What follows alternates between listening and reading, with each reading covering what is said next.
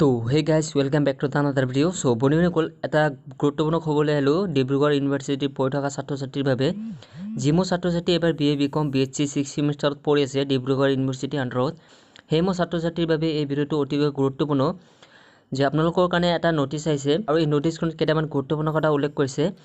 তো বহুতে মানে কমেণ্ট কৰি সুধিছিলে যে দাদা এই নটিচখনৰ ওপৰত এটা ভিডিঅ' বনাব লাগে। মই বেলেগ কামত অলপ বিজি আছিলোঁ, তাৰ বাবে অলপ ডিলে হৈ গ'ল ভিডিঅ'টো বনাবলৈ। তো তাৰ বাবে সৰি। তো বন্ধুসকল আহক আমি নটিচখনত কি কথা আছে চাই লওঁ।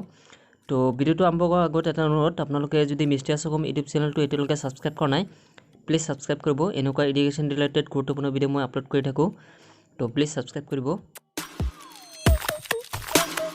Nope.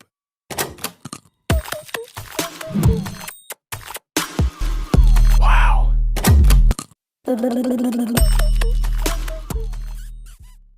তো এটা চাওক যে ডিব্ৰুগড় ইউনিভাৰ্চিটি অফিচিয়েল ৱেবছাইটত মই আহিছোঁ। চ' ইয়াতে অহাৰ পিছত ইয়াতে তলফালে চাব যে আজি এটা নটিচ জাৰি কৰিছে। ইয়াতে চাওক যে 2 নম্বৰ।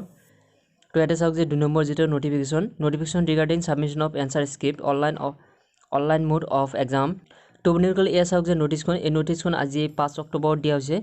তো ইয়াতে কি কথা উল্লেখ কৰিছে সেইটো আপোনালোকক শ্বৰ্টলি বুজাই দিম, বাট এবাৰ পঢ়ি চাইছোঁ। এবাৰ ছাবজেক্ট দি আছে, এতিয়া চাওক যে কি কোৱা আছে। Submission of original answer script online mode of exam by the candidate to Dibrugarh University after uploading the same in the online portal.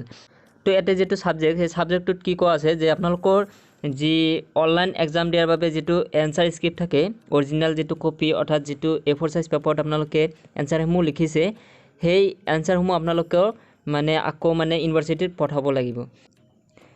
It is hereby notified for information of all concerned that the candidate intending to appear BA BSc BCom 6 semester examination non-CBCS 2020 in online mode shall have to post the original answer script to Dibrugarh University through speed post only immediately after completion of the concerned examination to the following address after uploading the same in the concerned online portal as notified earlier. তো বন্ধুসকল এতে নোটিছখনৰ main উদ্দেশ্য হ'ল যে যিসমূহ ছাত্ৰ ছাত্ৰীয়ে ডিব্ৰুগড় ইউনিভাৰ্চিটিৰ আণ্ডাৰত BA BSc BCom 6 সেমিষ্টাৰত অনলাইন এক্সাম দি আছে, তো সেইসমূহ ছাত্ৰ ছাত্ৰীৰ মানে যিটো এনচাৰ স্ক্ৰিপ্ট অৰ্থাৎ যিটো A4 সাইজ পেপাৰত আপোনালোকে এনচাৰসমূহ লিখিছে সেই এনচাৰ স্ক্ৰিপ্টটো আপোনালোকে ডিব্ৰুগড় ইউনিভাৰ্চিটিত আকৌ পঠাব লাগিব।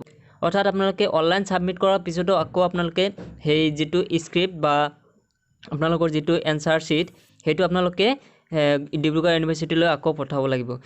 কিন্তু ৰ'ব বন্ধুসকল এইটো যে আপোনালোকে সকলোৱে সেন্ড কৰিব লাগিব বা সকলোৱে যে আপোনালোকে এনসাৰ স্ক্ৰিপ্টটো ডিব্ৰুগড় ইউনিভাৰ্চিটিলৈ সেন্ড কৰিব লাগিব সেইটো নহয়। ইয়াতে তলত চাওক যে এটা কি কোৱা আছে, this shall not be applicable for those candidate who will submit the original script in the nearest examination centre. অৰ্থাৎ আপোনালোকৰ যিসমূহ ছাত্ৰ ছাত্ৰীয়ে অলৰেডি নিয়াৰেষ্ট কলেজ বা আপোনালোকৰ নিজৰ কলেজতে যদি অনলাইন ছাবমিট কৰাৰ পিছত আকৌ মানে অফলাইনত সেইটো বস্তু মানে এনভলভত সোমাই আপোনালোকে জমা দিছে, মানে যদি আপোনালোকে এইটো বস্তু বা এনসাৰ স্ক্ৰিপ্টটো যদি আপোনালোকে কলেজত জমা দিছে যিকোনো কলেজত তেতিয়াহ'লে আপোনালোকে এইটো পঠাব নালাগে। চ' যিসমূহ ছাত্ৰ ছাত্ৰীয়ে মানে এতিয়ালৈকে মানে অনলাইন ছাবমিট কৰিছে বাট কলেজত দিয়া নাই, চ' সেইসমূহ ছাত্ৰ ছাত্ৰীয়ে কোৱা হৈছে যে আপোনালোকে এইটো বস্তু ডিব্ৰুগড় ইউনিভাৰ্চিটিত পঠাব লাগিব। আৰু পঠাব কেনেকৈ, চ' তাৰ বাবে ইয়াতে কোৱা হৈছে যে স্পীড পোষ্ট অৰ্থাৎ আপোনালোকে ডাকঘৰৰ যোগেদি আপোনালোকে এইটো বস্তু পঠাব লাগিব।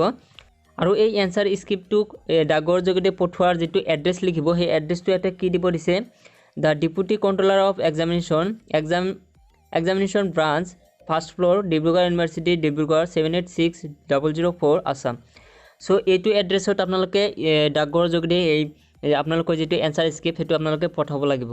এইটো পঠোৱাৰ কাৰণে আপোনালোকে প্ৰথমে লাগিব ইনভলভ, আৰু ইনভলভত আপোনালোকে কি লিখিব সেইটো ইয়াতে কৈ দিছোঁ যে প্ৰথমে আপোনালোকৰ নামটো লিখিব লাগিব, তাৰপিছত আপোনালোকৰ মোবাইল নম্বৰ, তাৰপিছত আপোনালোকৰ যিটো কলেজ অৰ্থাৎ আপোনালোকে কোনটো কলেজৰ পৰা BA BSc BCom কৰি আছে সেই কলেজখনৰ নাম।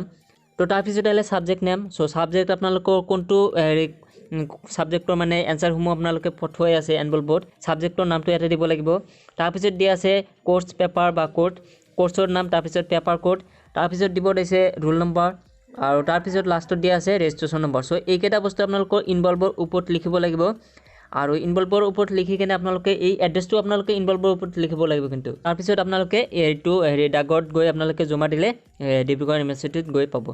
আৰু আকৌ কৈছো আপোনালোকে যিসমূহ ছাত্ৰ-ছাত্ৰী অলৰেডি সাবমিট কৰিছে অৰিজিনাল স্ক্ৰিপ্টটো অৰ্থাৎ যেটো এনসাৰ মানে A4 সাইজ পেপাৰত লিখিছিলে এটো যদি অলৰেডি আপোনালোকে কলেজত জমা দিছে তেতিয়ালে আপোনালোকে এটো জমা দিব নালাগে যিসমূহ ছাত্ৰ-ছাত্ৰী এতিয়ালৈকে দিয়া নাই বা দিব পৰা নাই সো সেইসমূহ ছাত্ৰ-ছাত্ৰীৰ মানে এটো এক্সামৰ পিছত আপোনালোকে এটো জমা দিব পাৰিব তো এএসএল ভিডিওটো আশা কৰো ভিডিওটো ভাল পালে সো ভিডিওটো ভাল লাগিলে লাইক এন্ড শেয়াৰ কৰিব আৰু মিষ্টেৰিয়াছ অসম ইউটিউব চেনেলত নতুন আহিলে সাবস্ক্ৰাইব কৰিবলৈ নাপাহৰিব তো বনিবনি কল আজিলৈকে মানে বাই জয় অসম